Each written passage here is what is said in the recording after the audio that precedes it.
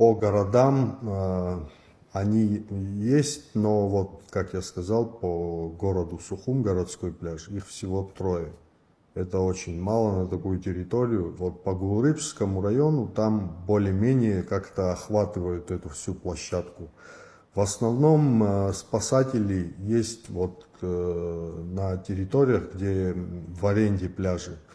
Там, в принципе, сейчас, если даже они не профессионалы, спасатели, но тем не менее они умеют как-то реагировать, и у них есть плавсредства, гидроциклы, катер и так далее. Они совместно и работают, и заодно зарабатывают деньги на этих гидроциклах, и, соответственно, могут и функции спасателей выполнять. Таких случаев очень много было. За это предусмотрены штрафные санкции.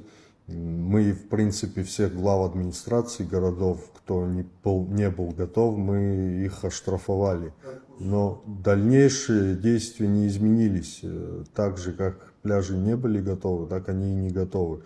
Мы довели это, в принципе, и до президента совместно. Ну, то есть я министру доложил, и мы довели это до президента. Дальше уже со своей стороны мы не можем ничем. А размер штрафа какой? Размер штрафа 12 000.